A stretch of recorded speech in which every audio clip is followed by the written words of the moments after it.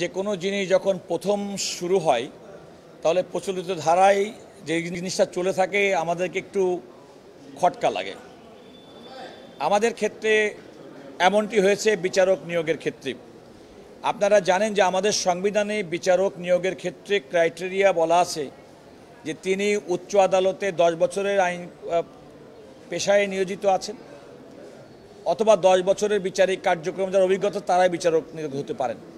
ওই আইনের মধ্যে এটাও আছে যে পরবর্তীতে রাষ্ট্র কিংবা সরকার অন্য কোনো শর্ত কন্ডিশন অ্যাটাচ করলেও সেগুলো করতে পারে। যে পরিপ্রেক্ষিতে আজকে বিচারক নিয়োগ অধ্যাদেশ 2025 জারি হয়েছে এবং ইতিমধ্যেই সেই কমিটির পক্ষ থেকে একটি গণবিজ্ঞপ্তি দেওয়া হয়েছে আজকে।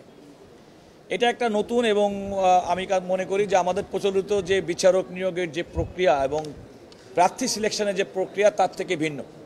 আমি ব্যক্তিগতভাবে এই উদ্যোগকে সাধুবাদ জানাই।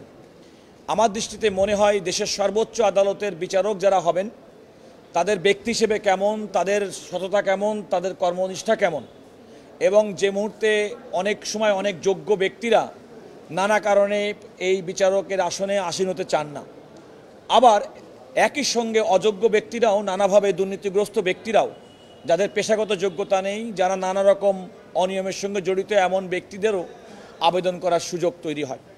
আমি মনে করি গণবিজ্ঞপ্তি দেওয়ার মাধ্যমে প্রকৃতপক্ষে যোগ্য ব্যক্তিরা এখানে তারা আবেদন করবেন এবং তাদের মধ্য থেকে নির্বাচনী প্রক্রিয়াটা অনেক সুন্দর হবে বলে আমি বিশ্বাস করি। একটি কথা বলে রাখি, আপনারা বলেছেন যে এই নিয়োগ বিজ্ঞপ্তিটা হয়তো অসম্পূর্ণ, কিন্তু আমি আপনাদেরকে বলবো যে বিচারক যেহেতু উচ্চ আদালতে, সুপ্রিম কোর্টের হাইকোর্ট বিভাগে অতিরিক্ত বিচারক নিয়োগের জন্য বিজ্ঞপ্তিতে দেওয়া হয়েছে, সুতরাং আমাদের সংবিধান সম্মত যে যোগ্যতা এবং অযোগ্যতা, সেই যোগ্যতা এবং অযোগ্যতা মেনে নিয়েই কিন্তু আবেদন করতে হবে।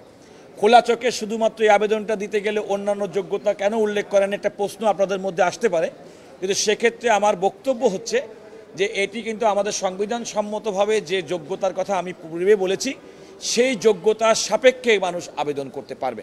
সুতরাং বেসিক মোটা দাগে আইনজীবী যারা আবেদন করবেন তাদেরকে উচ্চ আদালতে 10 বছরের আইন পেশায় অভিজ্ঞতা, দ্বিতীয়ত হচ্ছে নিম্ন আদালতের বিচারক যারা করবেন তাদের মধ্যে থেকেও তাদেরও 10 বছরের বিচারিক কার্যক্রম।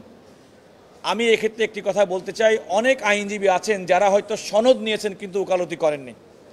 অনেক আইনজীবী আমরা তাদেরকে চিনি, যেহেতু আমরা আইন পেশার সঙ্গে জড়িত শুধুমাত্র না, আইনজীবীদের নেতৃত্ব দেওয়ার অভিজ্ঞতা আছে, আমরা কিন্তু অনেকের ব্যক্তিগতভাবে জানি।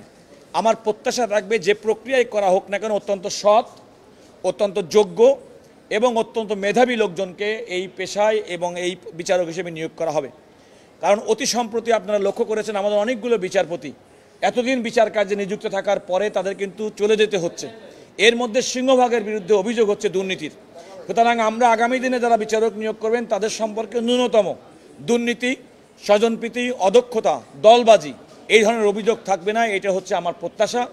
আমি এই প্রক্রিয়াটাকে আমি সাধুবাদ জানাই এবং আমি মনে করি যে যোগ্য ব্যক্তিরাই এই ক্ষেত্রে আবেদন করবেন।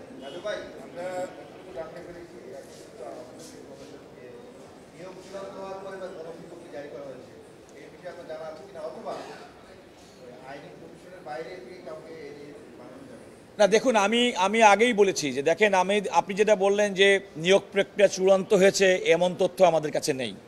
কারণ নিয়োগ প্রক্রিয়া চূড়ান্ত হওয়ার যে বিষয়টি আমাদের সংবিধান সম্মতভাবে বর্তমানে যে অধ্যাদেশ আর আগে যেটা ছিল সবসময় নিয়োগ রাষ্ট্রপতি দেন প্রধান বিচারপতির পরামর্শে, এবং সেটি কিন্তু সংবিধানের সেই ধারা কিন্তু অনুচ্ছেদ কিন্তু এখনও অব্যাহত আছে। সুতরাং মাননীয় প্রধান বিচারপতি পরামর্শ দিয়েছেন রাষ্ট্রপতি যতক্ষণ পর্যন্ত কারো কোনো নিয়োগ অনুমোদন না দিবেন সেটা তো আইনের দৃষ্টিতে অনুমোদন হবে না। আর আপনি যেটা বলছেন আমি যদি মনে করি সেক্ষেত্রে যদি গণবিজ্ঞপ্তির মাধ্যমে তো এমন হতে পারে যে অনেক যোগ্য আরও যোগ্য ব্যক্তিদেরকে এই ক্ষেত্রে আরও আনার প্রক্রিয়া হতে পারে। আমি সেই কারণে সাধুবাদ জানাচ্ছি যদি এই গণবিজ্ঞপ্তি দেওয়ার উদ্দেশ্য হয় আরও যোগ্য আরও দক্ষ ব্যক্তিদেরকে যারা সংবিধান সম্মত যোগ্যতা মাপকাঠি উত্তীর্ণ হয়েছেন শুধুমাত্র তারাই আবেদন করবেন এবং তারা সততা, তাদের কর্মনিষ্ঠা, দক্ষতার মাধ্যমে এই সর্বোচ্চ আদালতের বিচারক হিসেবে তিনি আসীন থাকবেন, এটাও আমাদের প্রত্যাশা। সবাইকে ধন্যবাদ।